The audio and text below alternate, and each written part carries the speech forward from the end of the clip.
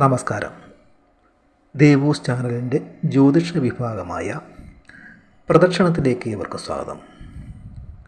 പ്രദക്ഷിണത്തിൻ്റെ ഇന്നത്തെ എപ്പിസോഡിലൂടെ 2024 ഉത്രാട നക്ഷത്രക്കാരുടെ ഫലങ്ങളാണ് പറയുന്നത്. ചാനൽ ഇതുവരെ സബ്സ്ക്രൈബ് ചെയ്തിട്ടില്ലാത്തവർ ദയവായി സബ്സ്ക്രൈബ് ചെയ്യുക. ഇനി ഇന്നത്തെ വീഡിയോയിലേക്ക് കടക്കാം. ധനു മകരം രാശികളിലായി കാണപ്പെടുന്ന ഉത്രാട നക്ഷത്രക്കാർ പ്രസന്നമായ മുഖഭാവവും സൗമ്യവും ആകർഷകവുമായ സംസാര രീതിയുള്ളവരുമാണ്. നീതിനിഷ്ഠരും സാമർത്ഥ്യമുള്ളവരുമായ ഇവർ മറ്റുള്ളവരെ ദ്രോഹിക്കാതെ ഒതുങ്ങിക്കഴിയാൻ ഇഷ്ടപ്പെടുന്നവരാണ്. ആത്മാർത്ഥതയും അനുകമ്പയുമുള്ള ഉത്രാട നാളുകാർ കാര്യങ്ങളെ നല്ലവണ്ണം പഠിച്ച് മാത്രം തീരുമാനമെടുക്കുന്നവരാണ്.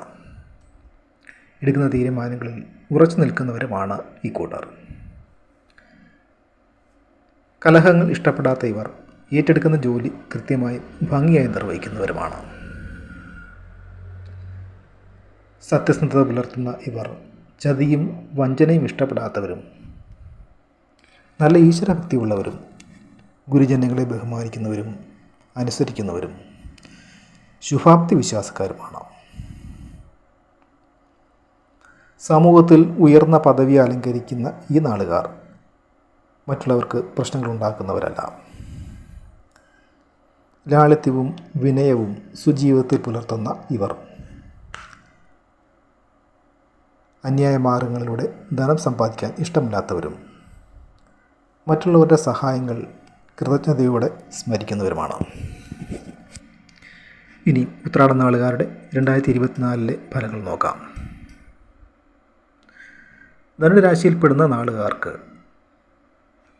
ഗുണഫലങ്ങൾ ഏറിയിരിക്കുകയും മകരം രാശിയിൽ വരുന്ന ഉത്രാടക്കാർക്ക് ഗുണദോഷ സമ്മിശ്ര ഫലങ്ങളുമാണ് കാണപ്പെടുന്നത്. കർമ്മരംഗത്ത് പലവിധത്തിലുമുള്ള പുരോഗതി ഉണ്ടാകും. സാമ്പത്തിക പുരോഗതി ഉണ്ടാവുകയും സന്താന ഗുണം ഉണ്ടാവുകയും ചെയ്യുന്നതാണ്.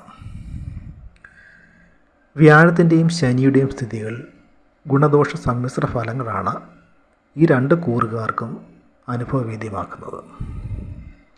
7 ശനിയുടെ പ്രഭാവം നിലനിൽക്കുന്നതിനാൽ തന്മൂലമുള്ള ബുദ്ധിമുട്ടുകൾ നിലനിൽക്കുന്നതാണ്. പിതാവിന് അസുഖങ്ങൾ ഉണ്ടാവുകയും ആശുപത്രി വാസവും വേണ്ടി വന്നേക്കാം. പ്രണയവിവാഹങ്ങൾ നടക്കുന്നതാണ്. വീട്ടിൽ പിതാവുമായും ഭാര്യയുമായും കലഹങ്ങളുണ്ടായേക്കാം.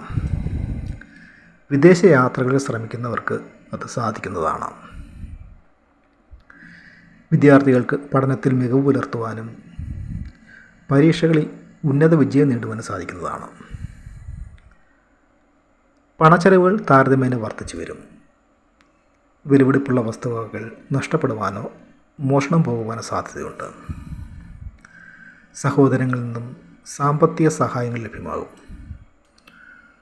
മുടങ്ങിപ്പോയ പല കാര്യങ്ങളിലും അനുകൂലമായ തീരുമാനമുണ്ടാകും. അനാവശ്യമായ ആരോപണങ്ങൾക്ക് വിധേയമാകുന്നതാണ്.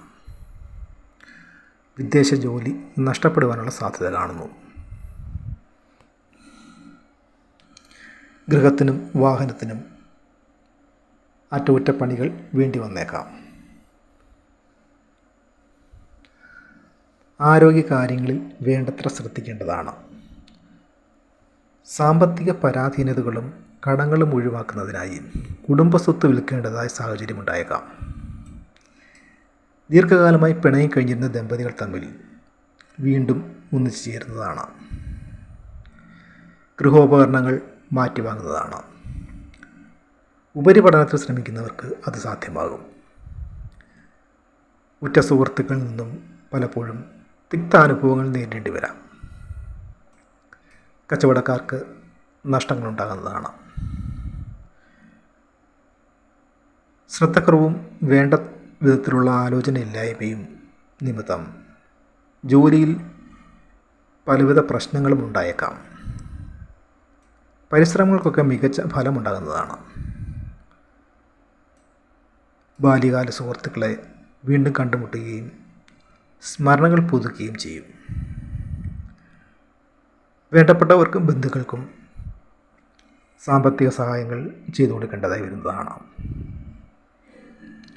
കർഷകർക്ക് കൃഷിയിൽ നിന്നും വേണ്ട രീതിയിലുള്ള ലാഭം ലഭിക്കാത്തതിനാൽ കൃഷി ഉപേക്ഷിച്ച് മറ്റ് മേഖലകളിലേക്ക് പ്രവേശിക്കുന്ന സാഹചര്യമുണ്ടാകും. വർഷത്തിൻ്റെ മധ്യത്തിന് ശേഷം കുടുംബത്തിൽ മംഗളകർമ്മങ്ങൾ നടക്കുന്നതാണ്. വിദ്യാർത്ഥികൾക്ക് പരീക്ഷാ വിജയമുണ്ടാകും. ദമ്പതികൾ തമ്മിൽ അഭിപ്രായ ഭിന്നതകൾ ഉണ്ടാകുന്നതാണ്. അനാവശ്യമായ കാര്യങ്ങളിൽ ഇടപെട്ട് ആരോപണ വിധേയനാകുന്നതാണ്. മനസ്വസ്ഥത കുറഞ്ഞു വരും. തൊഴിൽ രംഗത്ത് പ്രശ്നങ്ങൾ നേരിടേണ്ടി വരുന്നതാണ്. സഹോദരങ്ങളുമായി സ്വത്ത് സംബന്ധമായ തർക്കങ്ങൾ ഉണ്ടായേക്കാം. ചെലവുകൾ വർദ്ധിച്ചു വരികയും ജീവിത പങ്കാളിക്ക് രോഗങ്ങൾ വന്നു ചേരുകയും ചെയ്യും. വർഷാവസാനത്തോടെ ബിസിനസ് പുരോഗതി ഉണ്ടാവുകയും എല്ലാ കാര്യങ്ങളിലും ബന്ധുക്കളുടെയും സുഹൃത്തുക്കളുടെയും സഹായങ്ങൾ ലഭ്യമാകുന്നതുമാണ്.